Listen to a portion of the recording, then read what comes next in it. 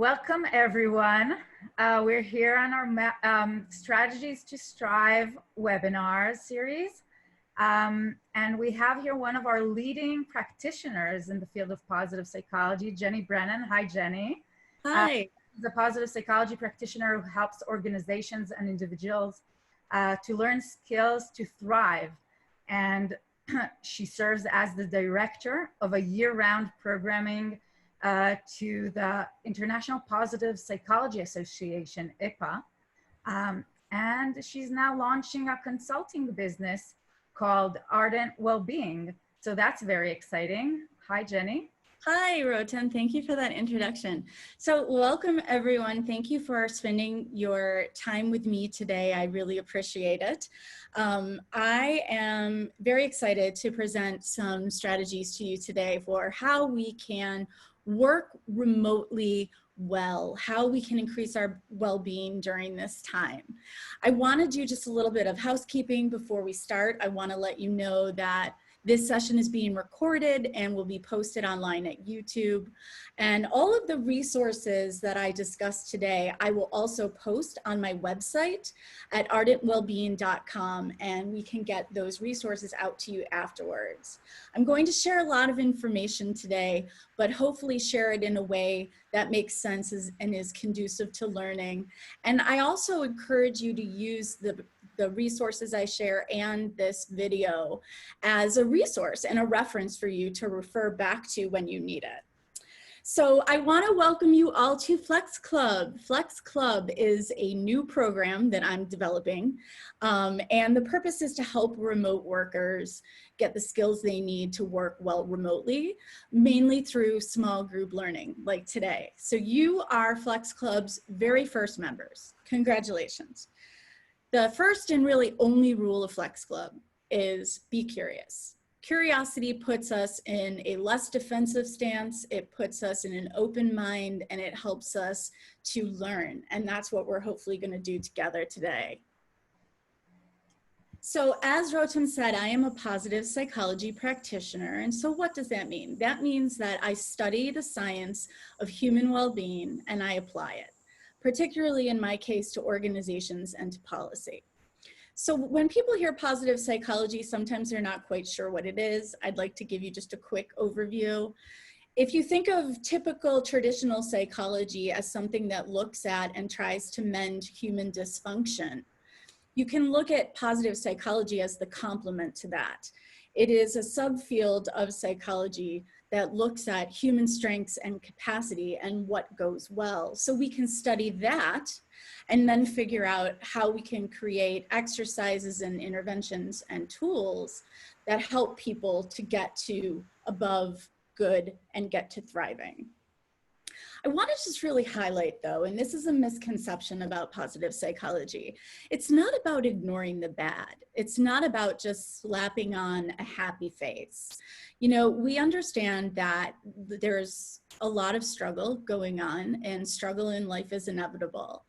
But we also understand that good and bad can coexist, and that even in really trying and difficult times, sometimes that is when the most growth happens. So I just want to reassure you before we start that it's okay not to be okay right now. Needless to say, perhaps, but I mean, we're in the midst of a global pandemic. There's lots of civil unrest, and there's a lot of uncertainty and fear and despair. And when we're under stress, the part of our brain called the amygdala that is responsible for fight or flight, it gets overwhelmed under prolonged stress, and we start to shut down.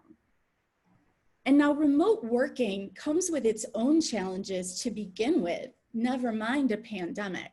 You know, remote work can be really freeing, actually. There's a lot of good that comes from it. It can really give us a sense of flexibility and control over our lives. But it can also be frustrating. There are some frustrations inherent in working remotely.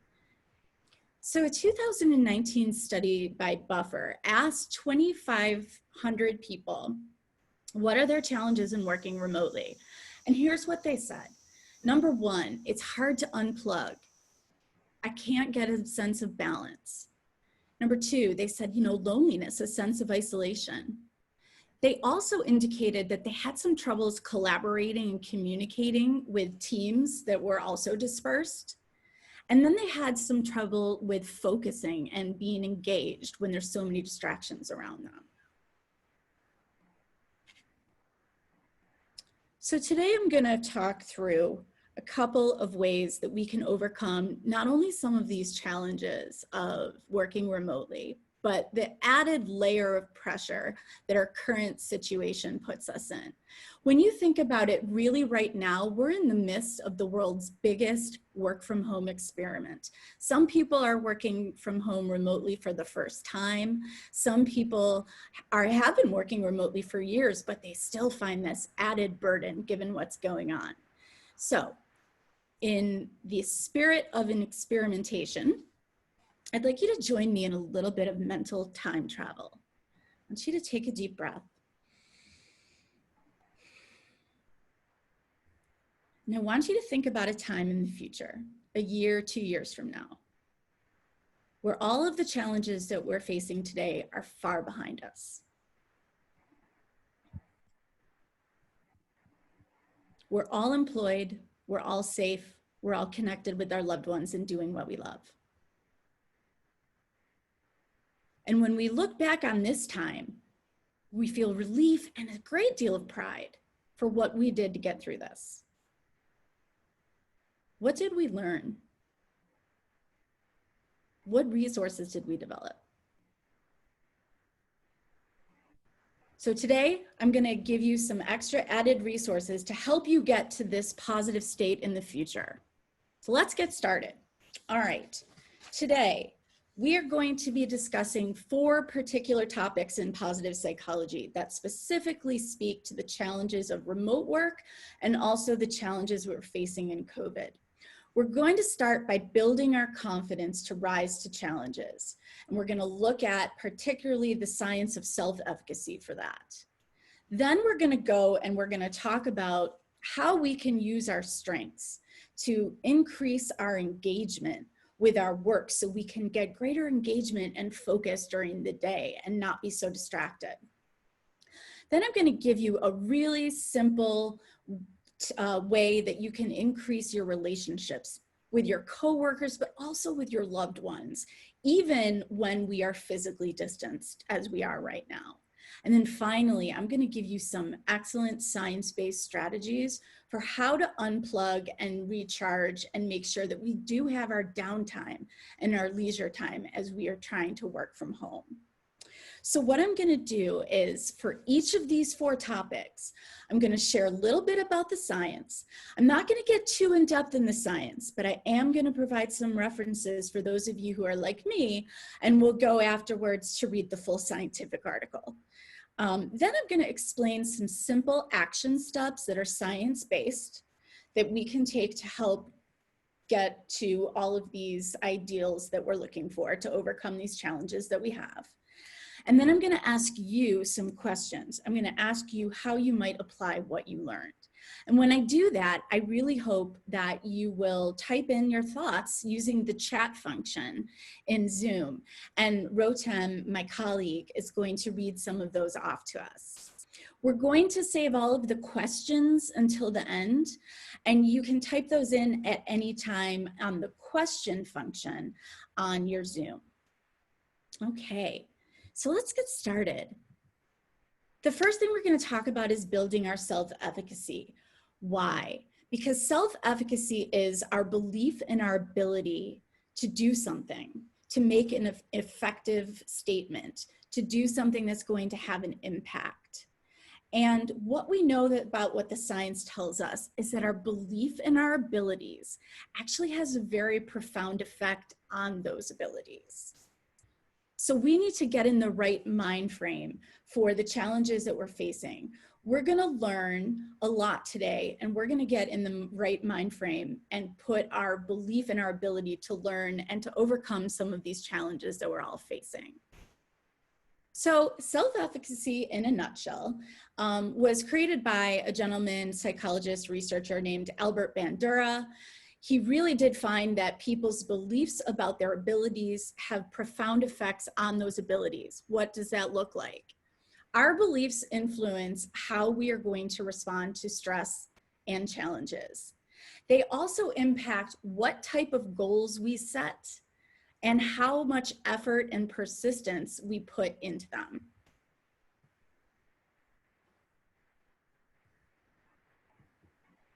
So there we go.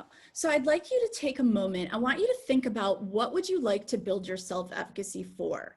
So the thing about self-efficacy is you can build it generally, but also for a specific thing. So here are a couple of the challenges that remote workers face. Maybe you want to build your self-efficacy for being able to set a new routine so that you can achieve some balance in life as you work from home. Or maybe you want to increase your self-efficacy for learning technology platforms that maybe were not always your strength before, but now they're a crucial way to do your work. Or maybe you want to build your self-efficacy for becoming a presenter and using Zoom and speaking publicly for the first time, like I'm doing today. So whatever you want to build your self-efficacy for, take a moment and think about that. Now, Bandura identified 4 strategies for building our self-efficacy, and I'm going to use the example of setting a new routine to walk you through those strategies. The first is personal experience, okay? So we all have experience in life that might be applicable to the challenges we're facing. Even though we've never maybe lived through a pandemic before, we've lived through times when our mobility was limited. We lived through times where it was uncertain, and we lived through times where we didn't have the resources or the guidance that we felt we needed. When did some of those experiences, what did we do during them, and how might we apply what we did to this current experience? So using the example of building a routine, you can say, when have I had to change my routine drastically and done a good job with that? So here's an example. Maybe your kids started soccer practice and you had to start changing your routine with your husband to figure out who's going to pick them up. Or maybe you got a job and the commute was an hour longer, and so you had to change your routine. Think about when you may have done something that could help you now. The second strategy to build self-efficacy is to find a role model. So if you haven't had a personal experience that's relevant to your challenge, you can look for others who have. And one of the great things about being connected online these days is we have access to examples that we didn't have before the internet, right? We can follow people on Facebook or LinkedIn, and we can see how they're processing events. Who seems to be doing a good job adapting right now? Maybe we can see what they've done. The third strategy is to get a pep talk. This can come from a family member, a mentor, a colleague, just someone that can encourage you through this time. It can also be something that you can try to give yourself. And then the final strategy is to pay attention to your body. Our physiological makeup gives us clues as to how we're doing. When we start something, typically we'll feel a little bit anxious, maybe uncertain, maybe we feel it in our breath. And as we get our skills and grow, we start feeling more certain, and we start to feel kind of excited by what we're doing. So look at your body for clues. And if you need a pep talk and you can't find anyone right now, this little girl is going to help you. My whole house is great. I can do anything good. I like my school. I like anything. I like my dad. I like my cousins. I like my aunts. I like my Allisons. I like my moms. I like my... All right, you get the point. That's an old one, but a good one. So I want to just make another note about noticing your body. right? Your physiological and your emotional states. They give us feedback in how we're progressing, but we can also do something to kind of give us an edge to set us up for success, right? And that is, we can do something before we start something that's hard or something that we're trying to learn. We can do something to boost our positivity, because what the science of positive emotion tells us is that when we prime ourselves by experiencing a positive emotion, it broadens our awareness and our perspective. And that makes us more creative, it helps us learn, and it helps us acquire the resources that we need to be successful. And one of the quickest ways that we've found to get that jolt of positivity is through movement. Movement, which is also something that so many people who work from home have found has decreased lately as our commutes are much shorter from the bedroom to the office. So I'm going to share my lovely colleague, Elaine O'Brien, who I believe might be on this call. Elaine O'Brien is a MAPP grad and a PhD, and she is committed to lifelong fitness and the power of positive movement. So some of my MAPP colleagues, Elaine included, have posted very short 1-minute videos online for anyone who wants just a quick pick-me-up through movement. So let's take a look. Hi, I'm Elaine. Welcome to Body Full of Joy. Here's your joyful minute. One of the things I love about dance is it helps me to raise my awareness of my body in space. And during this time, I want to try and avoid excessive face touching. So I'm thinking of an exercise that we could do that will help us to build awareness of our hands and our arms in space. And it's called the hand jive. So what you do is you just slap your thighs or the air or a table in front of you, scissor, and then do this for 4, little elbow move. So it's a slap 2, a clap, a scissor, and then elbows for 4, 3, and I can add some resistance here as I slap my thighs, clap, and then I can even vary it by rolling the shoulders back on that last set. Just here, slap, clap, scissor, or I can make the arms go fast here. So the hand jive builds complexity, it's great for brain agility, and it's a great little energy booster again. Oh, excellent. Thank you, Elaine. All right, so now's the time where we're going to do our exercise together. We've talked about 4 strategies that we can use to build our self-efficacy for something. Why don't we go through recall personal experience, find a role model, give a pep talk, or notice your body? So I'm just curious, do any of these speak to you, and is there a strategy that you think you can apply to your challenge? And if there is, can you share it in the chat, and Rotem will share them.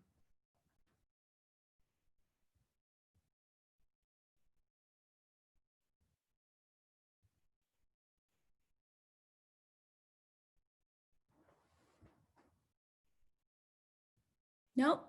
Okay. Well, just in case, let's go back. We have recall personal experience from Laura.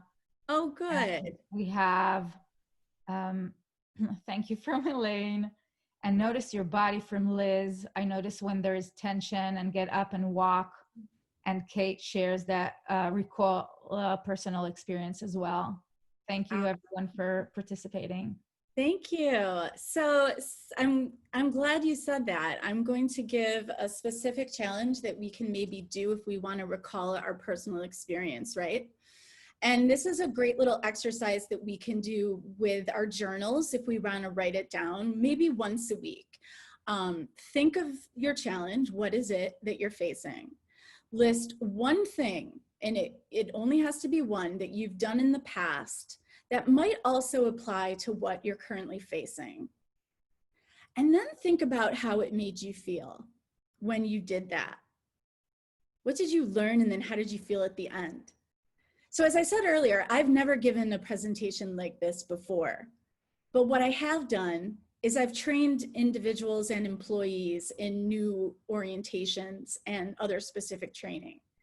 And so I thought, how can I apply some of those skills to what I'm doing today? And it really helped me feel better about it. All right, well, thank you so much for participating. Let's move on to our second strategy, our second skill that we're going to talk about. And this is understanding and using our strengths. And today I'm particularly going to talk about our strengths of character. When we think about work, we don't necessarily think that. We might think of strengths as in different terminology. We might think, oh, she's very analytical, or she's a great strategic thinker, or things like that. And that's great.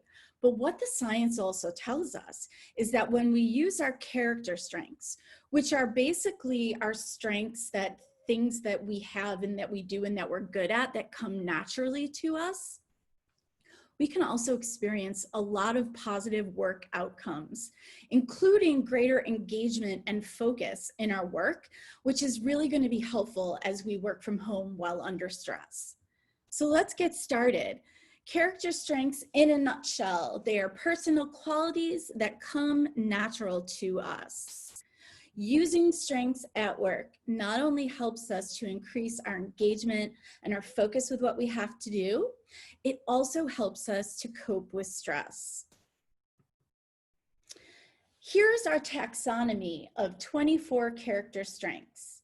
These are universally recognized human qualities that across time and culture are relevant for most human beings. And this is the result of a 3-year study by Martin Seligman and Christopher Peterson, where they poured through old religious texts and old political texts and old philosophical texts, and they identified these common traits that all of humanity values.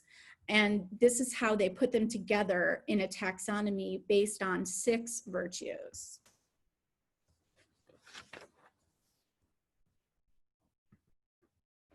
So our first step is to really think about and identify our strengths. Now, there are 2 ways we can do this. One is there's an actual survey on the VIA Institute of Character's website. It takes about 15 minutes to complete, and you do have to register for it. So I didn't want to make you all do that before this presentation. What it does is it asks you a bunch of questions, and then it will rank order your strengths for you. So instead, what we're going to do is we're going to use this wonderful strengths bingo card that my colleague Anne Bradford created. Anne is the chair of the Lawyer Wellbeing Committee for the American Bar Association, and she recently created a number of tools that lawyers can use at work, but also at home with their families, to apply positive psychology to help them experience greater well-being. This is one of them. Let's take a look. These are the 24 character strengths laid out. And I'm just going to pause for a minute because I want you to read through them and see which ones speak to you, which ones feel like they really are you, that you have them, that you recognize in yourself.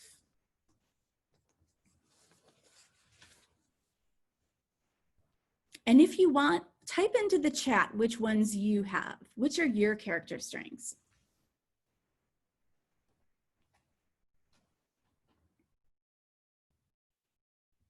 Mine are curiosity, appreciation of beauty and excellence, love of learning.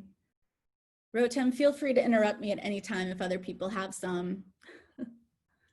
Kate shares that she has curiosity. Excellent. Great. Well, what's important about identifying our strengths is that once we know and we feel and we recognize and pay attention to our strengths, then we can start to see how can we use them. How can we use them at work in particular as we work remotely to help us increase our engagement. So doing things that we're naturally good at, right? And things that we enjoy, which would be using our character strengths. That gives us the comfort and the competence that we need to experience states of flow. Flow is actually something you may have heard about.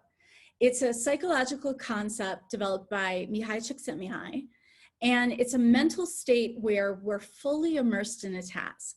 We've all at some point experienced flow when we look down and we get started on something, and when we look up, hours have passed.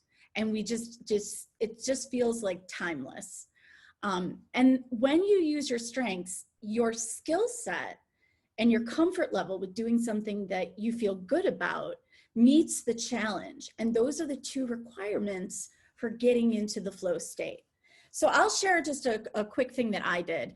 Sometimes it's challenging for me to get started in the morning and to get the motivation I need. So in order to get engaged with work, what I'll do is I'll do something that's going to use one of my strengths first, and that will get me in the mood, right? So recently I needed to create a promotion video for my new company. And what I decided to do is use my love of learning and my appreciation of beauty and excellence to take some of the photographs that I've taken from all of my hiking and traveling around New England in the Boston area where I live, and put them together in a, use some of the very rudimentary video editing skills that I have, which I'm learning and improving on, but to create a virtual nature walk that would also talk a little bit about the science of how nature impacts our well-being, and then also promote the video. And so when I did this, using my strengths, I very much went into flow for several hours. We can also use our character strengths to overcome challenges. So this is my friend Beth. Hi Beth, if you're watching. Beth is a piano teacher. So you can imagine that this COVID has just wiped out her source of income, right? No, not necessarily. Beth used her strengths of perseverance and creativity and love, really, to transfer her entire collection of students into a virtual format, and she has given up to 9 virtual piano lessons a day. She even had a virtual recital recently. So that's an example of using your character strengths to overcome a challenge. So here is your exercise. Decide what you would like to use your character strengths for. Do you want to increase your engagement with work? Do you want to overcome a challenge? And then here are some steps for you to take when you start your day.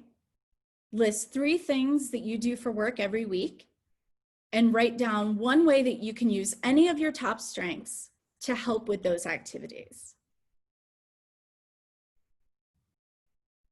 Overcome a challenge. Identify 1 challenge you're facing, a relatively easy to medium challenge.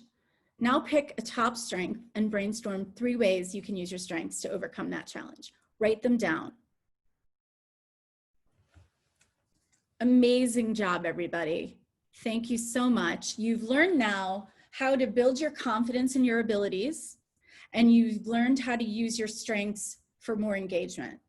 And now we're going to go on to a little R&R, a little relationships and recovery.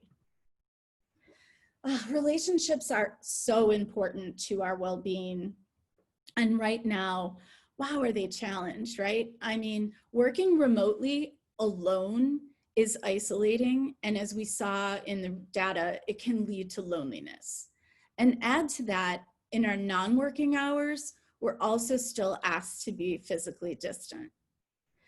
And one of the things that relationships do, if you have positive relationships with people that you work with, it helps you do your work better, right? And it also helps you experience greater well-being.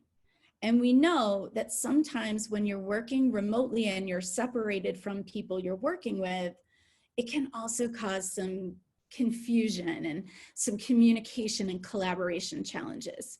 And that was also another challenge that remote workers can face. So I'm going to share with you 1 tip for building relationships that I think is relevant for the time we're in and can help us reduce loneliness and can help us to maybe cooperate better and coordinate and communicate better with our colleagues. And it's something that we can do even working while we're physically distanced. And it's called building high quality connections. And this is how we're going to get the most out of every interaction that we do have, albeit brief. Okay, in a nutshell, high quality connections are micro connections that light you up. They feel uplifting. They are marked by a sense of vitality and authentic, positive regard, and both people feel it. Now, you can have a high quality connection with someone in person You can have it with the person that checks you out at the grocery store. And you can have it virtually as well. You can have a high quality connection with that other colleague who joins the Zoom chat a few minutes early like you did, and you're just sitting there together waiting for the Zoom to start. There's lots of opportunity for us to try to build these high quality connections that will help us feel vitality and positive regard. And what we found in the literature is that when you experience high quality connections, you feel more connected to the person. And in teams, in the workplace, it shows that you cooperate more and you experience less role conflict. So for people who are having some challenges with communication and collaboration with their remote teams, experiencing high quality connections helps people to really understand that they have a particular role that's important and that it's a part of something greater. It's a part of the team, and everyone knows their role and knows how they contribute, and everyone values each other's contributions. So I really just want to quickly give a shout out to Jane Dutton.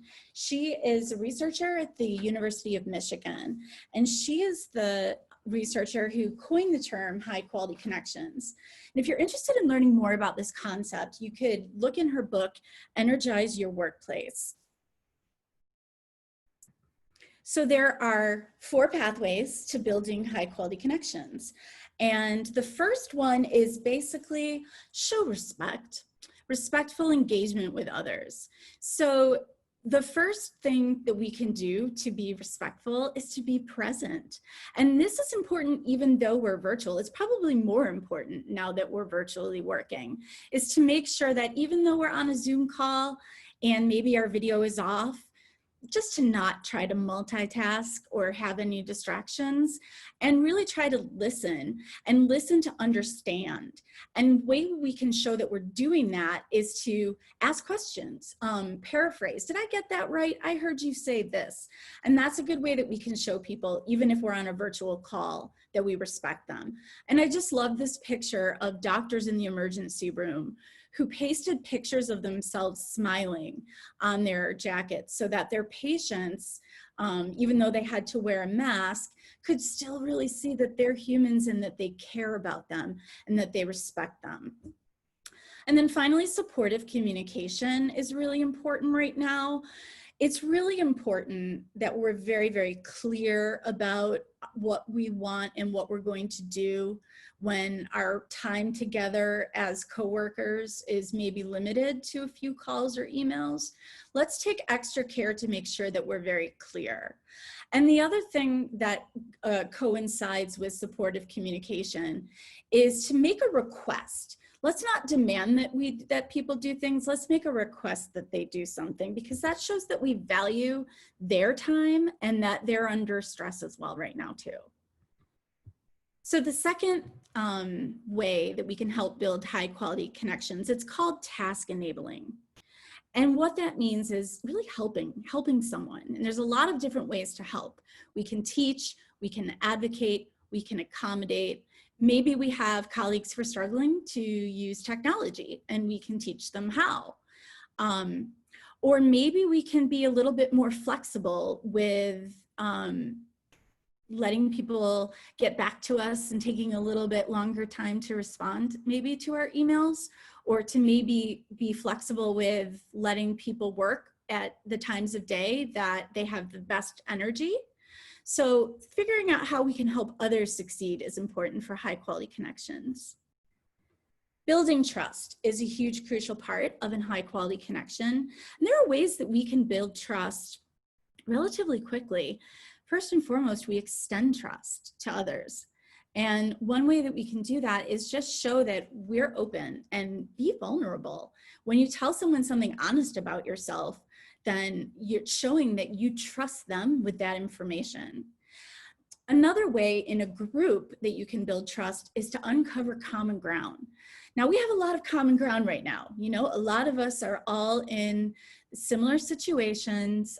They might look very different, but there's a lot of stress that is a cloud over all of us at the moment. And so that right there is common ground. But it's nice to uncover other common ground, maybe common ground of things that are more positive. And one of the ways you can do that is by the questions you ask. So going back to Jane Dutton and her colleagues, they created a list of questions specifically for what you want to do. So if you want to build trust, here are some questions you can ask. You can ask these questions when you start a group meeting. You can ask them when you first meet someone, or even in maybe a job interview. And then the fourth way to create a high quality connection is through play. So this is really exciting for me, but some people, you know, shy away from this one, and it has a lot to do with your personality and your corporate culture, really. But I'll say that play is not just frivolous, right? Not only does play help us to be engaged and learn new things, but it decreases our stress, and that's something that we all need right now. So I'll show my little coworker, Ben, on the left here. He helps me play every day. And one of the things that I have noticed during this time is as people do Zoom video calls, they get a sense and get a chance to see their coworkers in a new way, in a more personal way. So I've enjoyed starting my video calls with showing and introducing my furry family members. And I've seen others do this, and it just sets the mood and the tone for positivity to start the meeting. I also want to give a shout out to Kashay Jackson, who put together a great list on how virtual teams can incorporate play into their daily work, right? And one of them is to use a social app like Slack or WhatsApp, which is basically a chat room. And she calls this the water cooler connection, right? Or you can say this replaces the hallway conversation. When we're all home and isolated, we're missing out on those informal connections that we would have in the office space. And so some companies have used technology like this to be able to kind of keep that informality. People can share a joke or a little anecdote about what happened to them on their walk, and it builds that sense of cohesion. Okay, so I think you know what's coming next, the High Quality Connection Challenge. So I'm going to take a moment. We are almost finished, and I would like to hear from you. Based on those pathways we discussed, trust, play, helping, and respect, how are you going to try to foster a high quality connection this week? Type it into the chat and Rotem will share.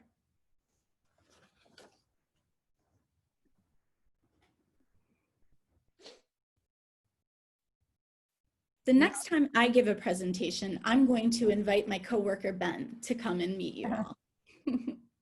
So first of all, we had lots of strength shares earlier, but I didn't want to stop you. And we have here, Mike says respect, and Laura says play for my team. We need a little lift. Elaine says respect. Pause, think before speaking. Kate shares, I will turn my video on for my next work Zoom call. Liz shares that she, let's see, demonstrate respect for peers and allow more flexibility, incorporate more play to have more fun and lower tension. And Anne shares helping others. My husband is on calls all day, locked up in a bedroom, and I leave a sandwich outside his door every day. That's beautiful. Oh, yeah, really nice examples. Thank you. Oh, Anne, that's great. And does he leave you a donut? Because I know that's your thing.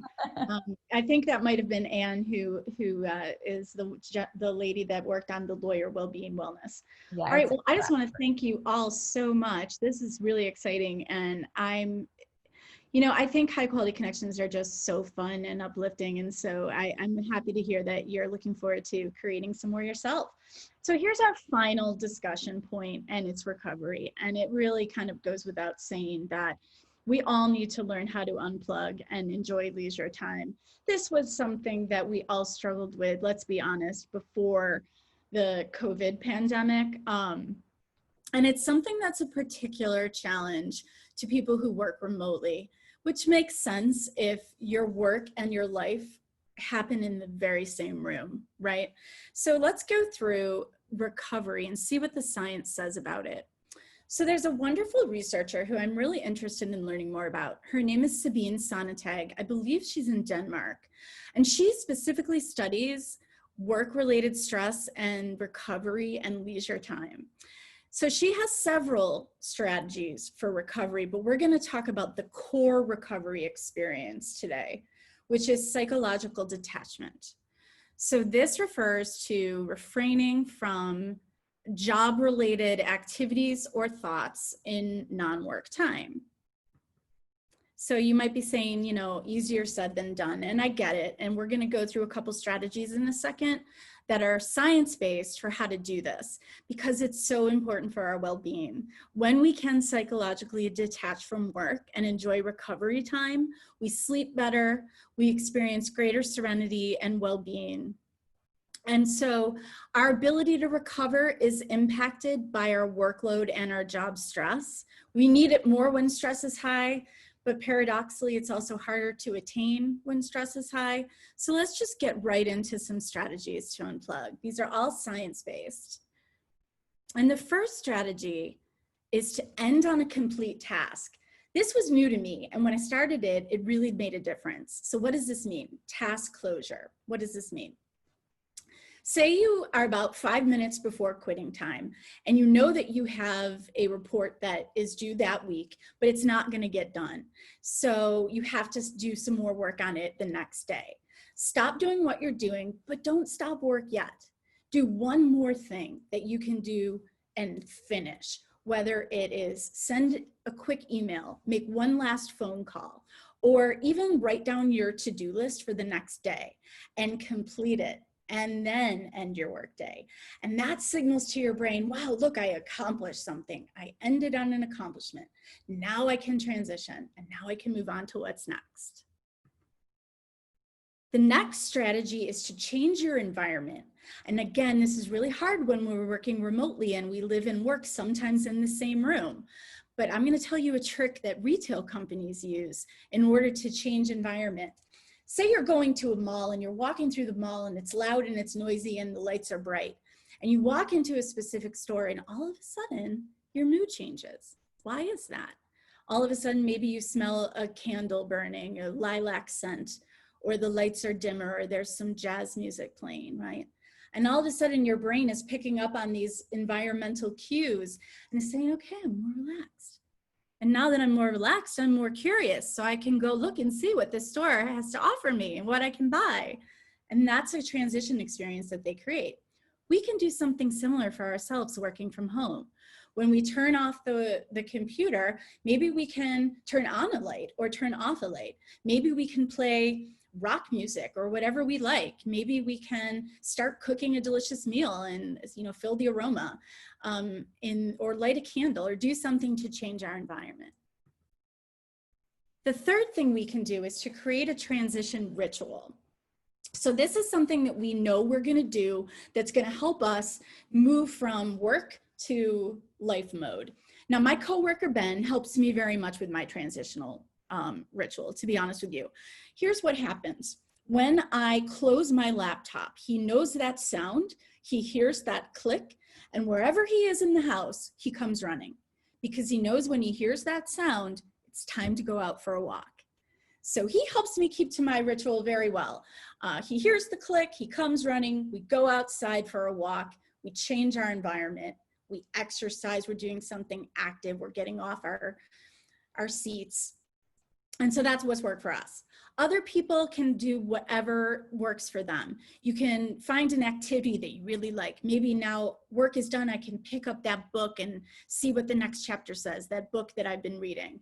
Or I'm gonna do some craft, or I'm gonna do something that it makes me focus my full energy and attention on that. And then finally, you can create an anchor. So an anchor is basically a mental reminder.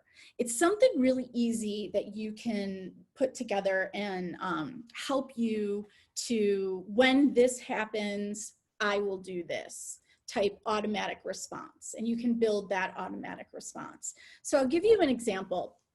I have a colleague who has a little mantra, and it's called 7 o'clock devices off. So her anchor is, when I turn off my computer, I will turn off all my devices, right? So at 7 o'clock, she turns off her computer, and then automatically when I do this, I also do this. So she turns off all of her devices.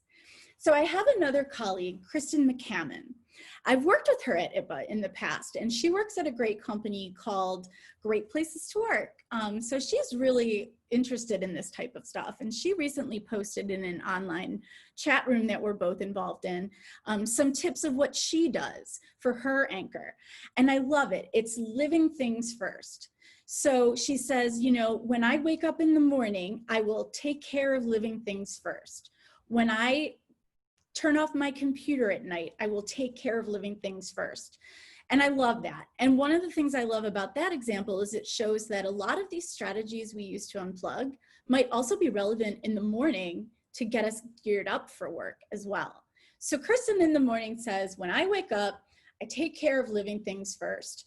I get my coffee, I make sure I eat something, I take care of myself, I take care of the dog, and I water the plants. So that is an example of an anchor that you can create, and it helps us to create tiny little habits. So final recovery exercise, how will you transition after work? What's one thing that you are planning to do today when you're done with work to see if you can start creating your own transition ritual? Type it into the chat. So we have writing a to-do list, transition with a glass of wine. And you also got lots of comments earlier on your unplug strategies. People were really excited about completing the task, changing the environment. And let's see, we have another strategy now. Go outside, put on music. Great. When I finish work, I will put away my standing desk and take a walk with my pup. Excellent. Excellent. Thank you for sharing that all. I'm very excited to learn about what other people do that works for them. And so we can all definitely keep sharing. I really hope that you got something out of this presentation today. Just to quickly summarize, we talked about the fact that our beliefs about our abilities to do something have a profound effect on our ability to do something. And we learned 4 strategies for how we can build self-efficacy to overcome some of the challenges we're facing right now. We learned how bringing our character strengths to bear at work can increase our energy and our engagement for things that maybe we wouldn't normally be engaged in doing. We learned that high quality connections can boost relationships and cooperation among teams, and that we can create them through showing respect, building trust, helping others, and play. And we learned that we can develop a transition ritual so that we can unplug and achieve psychological detachment at the end of work. So I want to give a quick shout out to my colleague, Andrew Soren, who works at Eudaimonic by Design. When COVID first started, he corralled a group of us from the MAPP community, maybe 20 of us, to come together and create a number of free resources that businesses and individuals can use to give them some strategies to build resilience during this time. So I'm happy to say that there is a downloadable flyer, one-page flyer for character strengths, high quality connections, self-efficacy, stress mindset, and a number of other different things and topics that are free, and you're welcome to visit his website. I will also link to them from my website. So please go ahead and share that. And that's it. Thank you so much. I look forward to answering your questions in a moment. Again, another reminder that this webinar and the resources I mentioned will be posted on my website, ardentwellbeing.com, later today. I'm also creating additional programming. So it would be like FlexClub, and it could cover maybe different topics that are all related to remote work. So hopefully check back. And you know, I hope that you consider me as another resource for you moving forward, right? We can all use more connections and resources. So feel free to be in touch. I'm at jenny@ardentwellbeing.com. And that's it, that's FlexClub. Thank you so much.